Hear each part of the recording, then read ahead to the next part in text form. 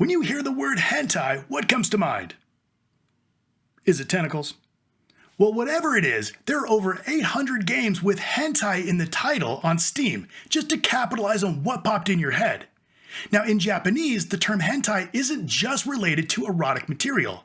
In fact, the original definition translates to a curious state or a strange condition. So what definition did Axios Games use when they developed Hentai vs. Evil?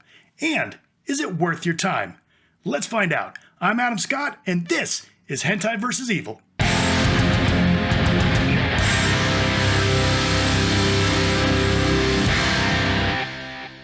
Hentai vs. Evil is a horde shooter, and shocker, there isn't much in the way of a story. Like at all. What you know is Evil's taking your fellow anime girls, and you've come here to chew bubblegum and kick ass. And I'm all out of bubblegum. What he said. At the start, you can only pick a single girl. There's a fair number of visual customization options available, including hairstyle, skin tone, thigh and breast size. I'm starting to see which definition of hentai they were using.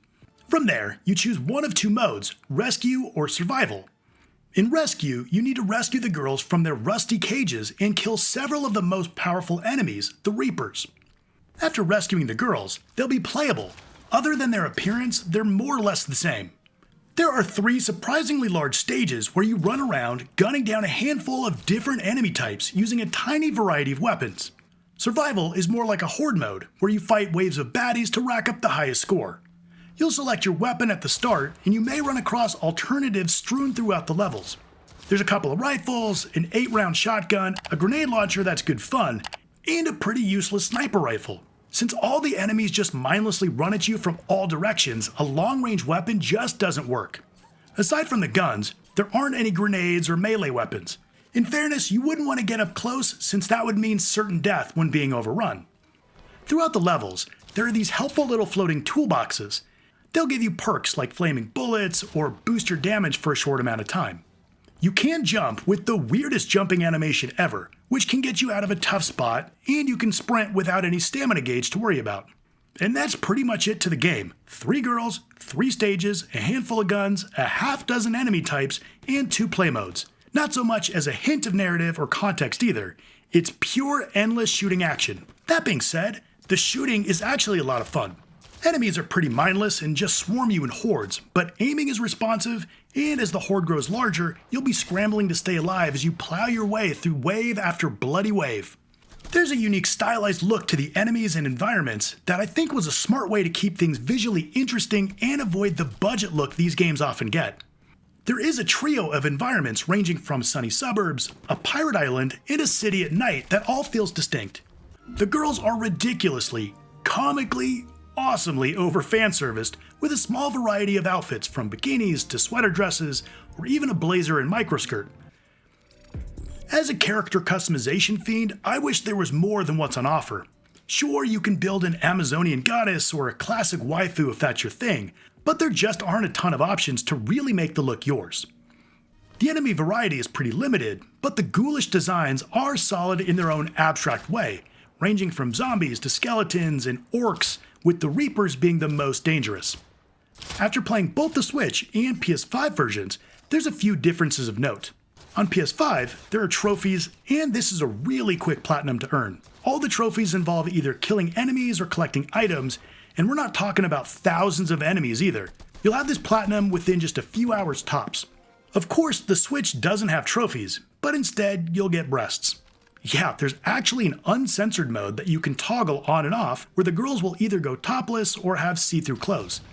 It's an interesting trend over the past few years where Nintendo has been more open to sexualized content and Sony has been more restrictive. There's one final feature that's worth a mention.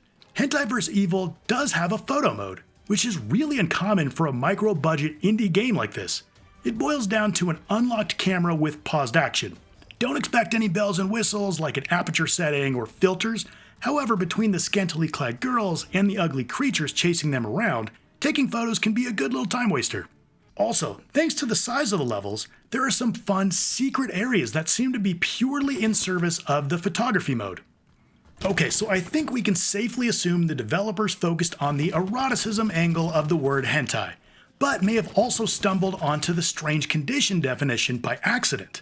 I was pleasantly surprised by Hentai vs. Evil. It has the foundations for a solid game, but it's just not fleshed out enough. Yeah, I know, I'll see myself out. I've played far more mediocre games in this genre, and Hentai vs. Evil is a cut above. It's every bit as good as the bigger titles in the genre, like Schoolgirl Zombie Hunter. However, the fact that you've seen absolutely everything the game has to offer in a single short play session is hard to get past. Gunning down orcs and skeletons was a good time, but more enemy and gun variety would have made this great. The environments look decent, but with only 3 levels, you'll grow tired of them pretty quickly. The fan service was serviceable. It was appropriately silly, but I would have wanted more depth and maybe the ability to unlock more costumes or customization options. There's so much potential here that the developers should have done a lot more with it, and that's why I recommend you play this game. Just don't expect to get more than a few hours, and since I got it for under $3, I think it was money well spent. Alright, there was Hentai vs. Evil. Have you played it? What'd you think about it? And what game should I take a look at next? I'd love to hear about it in the comments down below. Now, if you liked the video, hit that like button. If you're not subscribed, it's a great time to do so. I want to thank you so much for watching, and I'll see you next time.